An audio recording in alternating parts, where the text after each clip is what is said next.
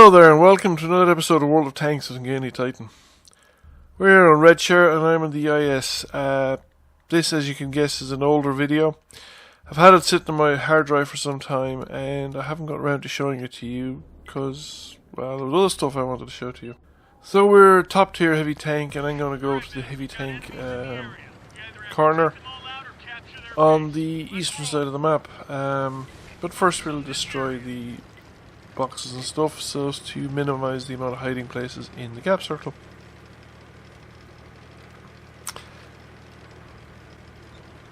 So initially things look pretty normal. It is concerning that the enemy have 3 artillery. It gives them a bit of an advantage on Redshire because there isn't too many places on Redshire that the artillery cannot reach, and a couple of enemy light tanks just storm through the edge of our lines. I chance a snapshot. It's at fairly long range and I have been spotted, so I don't want to hang around too long because there's 3 artillery and they just might get notions to see a heavy tank sitting there on its own in the middle of a field. But that has given the enemy a very good read on our position and location, and we'll see if they can take advantage of it. We don't have too many tanks up here at the eastern corridor already. There's just that medium tank and he hasn't made contact with anybody so far. I've got one other medium tank in support behind me. There's a couple of heavy tanks hanging around the back of the village. They're probably going to come this way. It looks like they're still moving. So that's I'm probably going to mean that I'm going to have support shortly if things prove to be difficult here. We have not made contact with any enemies though, and usually you'd see them at this point. So I'm going to push into the gap here, and we'll make our first contact as a captured KV-1. Now the gun on the captured KV-1 is enough to be worried about. That is an 88. It's quite accurate, good penetration, and very rapid rate of fire. So I want to stay out of the point of that gun for as long as I can, but I do have quite a long aim time in this tank, so I do. And front of the KV-1's pretty tough. So I want to make sure that I have the best chance of penetrating. So far I haven't managed it, and that KV-1 driver seems to be firing fairly wild. Not as many of those shots hit as he fired at me. So we take him out, and there's a T1 heavy. Now I push in on the T1 heavy, but I take a good old hit from somebody at the back, probably the tank destroyer.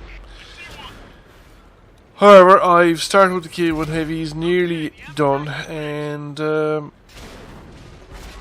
we just take him out now. So now I need to get into the low ground to minimize the number of tanks on the ridge in front of me that can shoot at me. So hopefully I will either position myself to face the Churchill or the tanks on the hill, but preferably not all of them together. I have the rocks more or less between me and the tanks on the hill, so I'm in a reasonably good position. However, that was an artillery strike coming in. I was quite fortunate that wasn't a solid hit.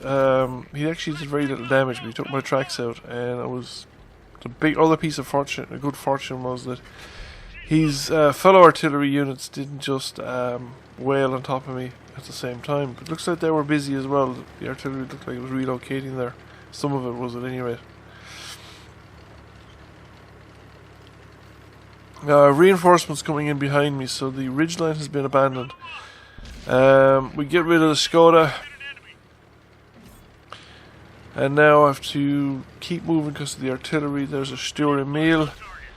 He's probably what did the big lot of damage earlier on. He's got a very good gun for that sort of thing.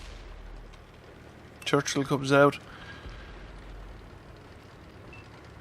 and I want to push around to this side and again minimize the number of tanks that I'm exposing myself to. We put a nice hit into the 3001H, and I'm gonna go for him again. Got a tracking shot. So now I have the opportunity of finishing him off.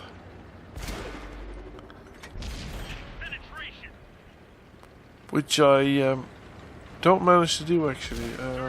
Came very close I think, but I didn't quite manage to do it.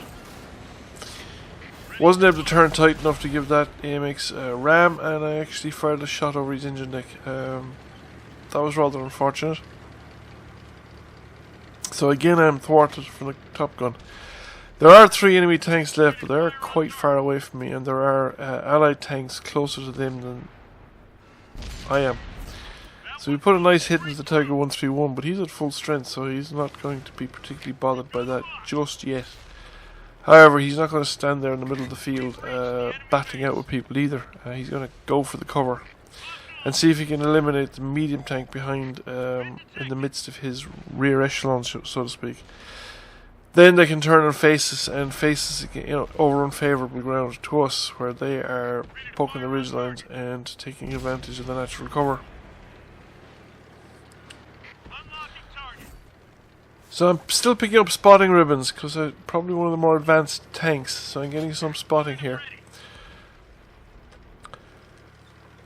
And we crest the ridgeline here. The enemy tanks have all disappeared from view. There is the Tiger 131, and we don't finish him off either, even though we don't even hit him, I don't think. No, that was just an assisted damage ribbon. So according to the game, we didn't hit him. So probably the other shell hit first, or my shell dunked into the ground or went over the top. It wouldn't be the first time. Russian guns at these kind of ranges are problematic at the best of times. So now there's just the SU-12244 and is myself after him. I think I'm the closest one to him, but artillery is zeroed in on him, and he's finished off before I actually managed to get there. Some allies have managed to gain the flank around the same time as I did.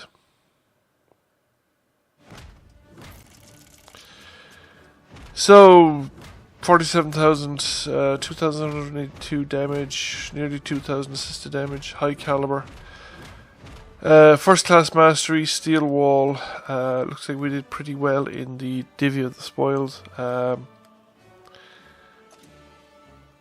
2,782. So thank you for watching. I hope you enjoyed the video, and we'll catch you again soon.